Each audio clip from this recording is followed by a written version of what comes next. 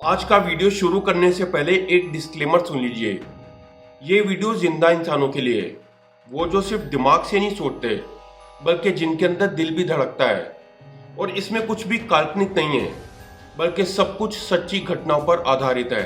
साल 2012 दिल्ली गैंगरेप ने पूरे देश को हिलाकर रख दिया था। लगा था कि इससे बुरा कुछ नहीं हो सकता, लेकिन कुछ नहीं बदला। 2017 उन्नाव एक 17 साल की लड़की के साथ गैंगरेप हुआ, लेकिन कुछ नहीं बदला। फिर आया 2019 और अब बारी थी हैदराबाद की।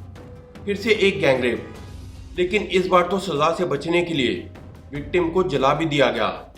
लगा था कि अब तो कुछ बदलेगा, लेकिन कुछ नहीं बदला। साल 2020 याद है क्या भूल गए?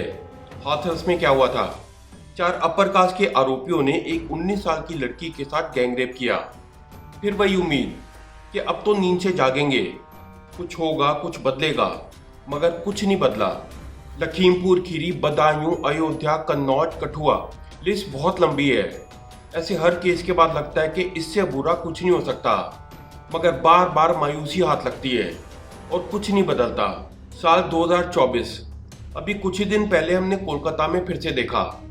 अब लग रहा है ना कि इससे बुरा कुछ नहीं हो सकता, मगर अपराध के ताबूत में ये कोई आखिरी कील नहीं है। असल में सबसे बुरा कुछ होता ही नहीं है।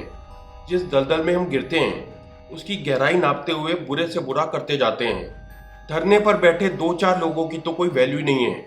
सिस्टम को नींद से जगाने के लिए आंदोलन करने पड़ते हैं, जैसे महाराष्ट्र के बदलापुर में देखा, जहां पर ट्रेन रोकी गई, सड़कें जाम की गई, लोगों ने बवाल मचा दिया और फिर उन्हीं लोगों को हिरासत में लिया गया, गिरफ्तार किया गया। इस सिस्टम के काम करने का तरीका और स्पीड पब्लिक सेंटिमेंट से तय होता है। कितने लोग सड़कों पर उतरे, उनमें कितना गुस्सा है। इससे भी बुरा ये कि इस पर राजनीति कैसे की जाए, ये भी तय हो जाता है। मगर ऐसा करने से भी महिलाओं के खिलाफ अपराध रुकते नहीं हैं।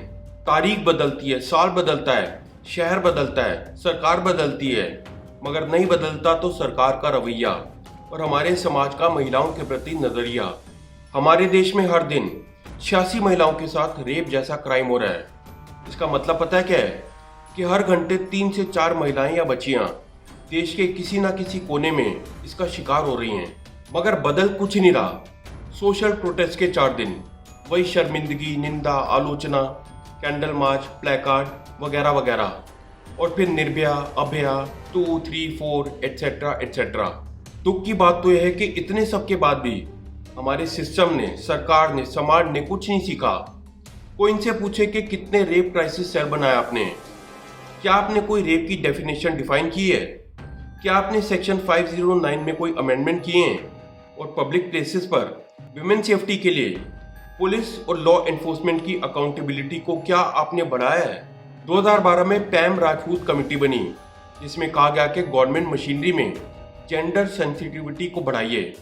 कहा गया कि हर डिसीजन मेकिंग बॉडी में महिलाओं के लिए 50% रिजर्वेशन होना चाहिए। सिर्फ 33% से काम नहीं चलेगा। मगर कितना मिला रिजर्वेशन?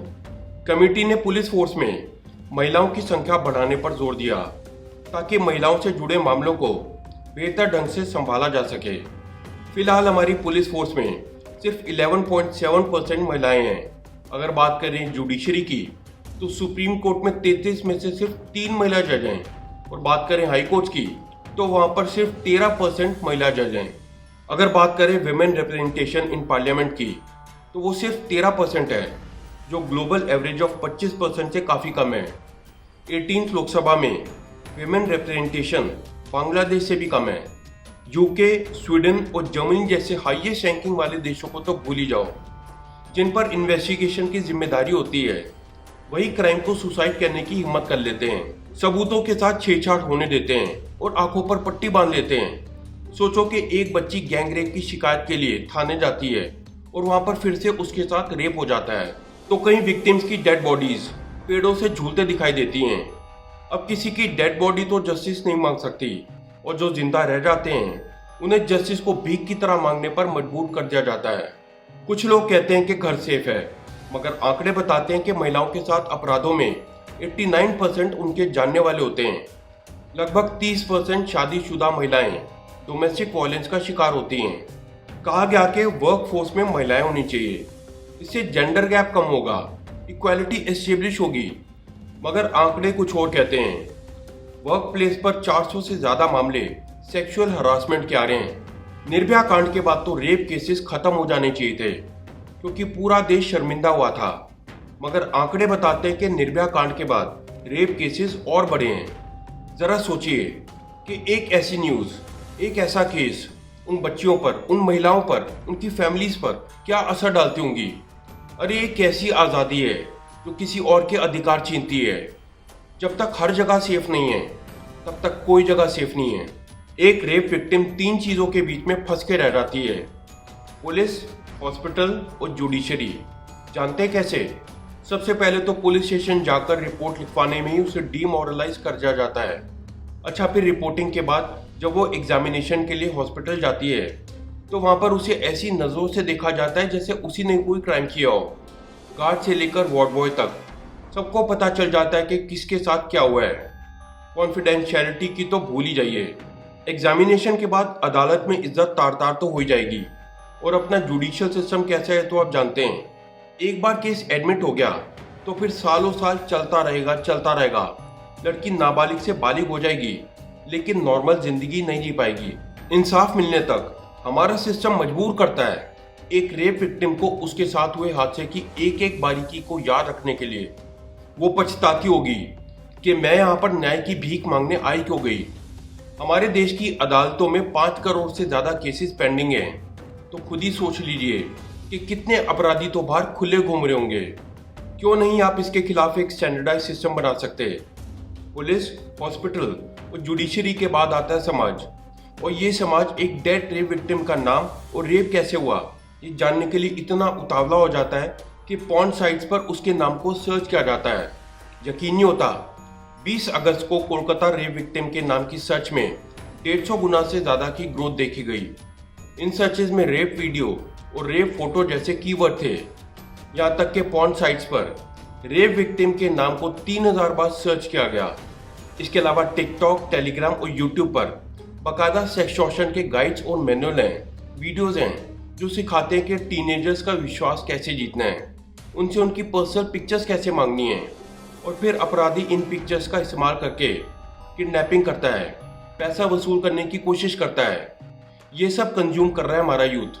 देखा जाए तो बेसिक में ही गड़बड़ है। आखिर क्यों एक महिला जिंदगी भर डर में जिए कि उसके साथ कहीं कुछ ऐसा ना हो जाए? क्यों उसे न्याय की भीख मांगने के लिए एक अदालत से दूसरी अदालत जाना पड़े? जिस देश में लोग चालान के डर से हेलमेट पहन लेते हैं, उस देश में इतने बड़े क्राइम के लिए हम क्यों कुछ ऐसा नहीं कर पा रहे कि क्राइम करने से पहले एक पोटेंशियल क्रिमिनल को खौफ हो जाए? हमारे स्कूल, कॉलेज, घर और सोसाइटी में इतनी गंदगी फैल चुकी है कि जब तक माइक्रो लेवल पर काम नहीं किया तब तक मैक्रो लॉस बनाने का कोई फायदा नहीं। एक औरत की डिग्निटी का मतलब समझते हैं? Eve teasing, stalking, cyberbullying, women objectification, सब जगह तो कॉम्प्रोमाइज है डिग्निटी। हमें यह पता होना चाहिए कि महिला की सुरक्षा हमारी कॉन्स्टिट्यूशन की एक ड्यूटी है। आर्टिकल 51 का पार्ट ए हमें आदेश देता है कि महिला की गरिमा के खिलाफ जो भी प्रथाएं हैं उन्हें खत्म करें। हर रोज पार्लियामेंट में दोनों तरफ के लोग कॉन्स्टिट्यूशन चिल्लाते हैं, मगर मानते कितना है? अरे हमारी तो पार्लियामेंट में 46% लोगों पर क्रिमिनल चार्जेस हैं। 151 सांसद और विधायक ऐसे हैं जिन पर क्राइम अगेंस्ट वुमेन के चार्जेस हैं। हालत यह है कि ग्लोबल जेंडर गैप रिपोर्ट में 2023 के मुकाबले भारत 2 पायदान और नीचे गिर गया। 146 देशों में अब हम 129वें नंबर पर खड़े हैं। यूनाइटेड नेशंस के जो सस्टेनेबल डेवलपमेंट गोल्स हैं उनमें 5th गोल पता है क्या कहता है? कि 2030 तक आपको जेंडर इक्वलिटी अचीव करनी है, एम्पावर करना है सारी लड़कियों और महिलाओं को, and India is committed to it. जरा सोचिए उन माँ बाप के बारे में जिन्होंने अपनी बेटियों को, अपनी बहनों को इतने नाजों से पाला होगा, मगर जब वो आंखों में सपने लेकर घर से बाहर गई होगी तो किसी की हवस का शिकार बनकर मर गई। अरे शर्म आनी चाहिए हमारे समाज को ऐसी दलीलें देते हुए कि गलती तो उसी की रही होगी, या तो उसके कपड़े छोटे होंगे या वो घड़ी देखकर बाहर नहीं निकली होगी। अरे मासूम बच्चों से लेकर 60-70 साल की बुजुर्ग महिलाओं के साथ हो रहा है, जिन्हें ना अच्छे बुरे का मालूम होता है और ना ही घड़ी का पता होता है। ये कैंडल मार्च करने से धरने देने से कोई न्याय नहीं मिलता, काम करना पड़ता है, अकाउंटेबिलिटी फिक्स करनी पड़ती है। ये पोस्टर, ये स्लोगन लिखना बंद करो। मत कहो कि बेटी पढ़ाओ बेटी बचाओ, क्योंकि देश की बेटी पढ़ तो रही है लेकिन बच नहीं रही है। जब करेंसी रातों रात बंद हो सकती है तो डेफिनेशंस भी बदली जा सकती हैं, सुधार किए जा सकते हैं, सजाएं तय हो सकती हैं और बेटियां बच सकती हैं। अगर आप जल्दी इंसाफ नहीं दिला सकते ना, तो ऐसे इंसाफ का कोई फायदा नहीं, क्योंकि justice delayed is justice denied.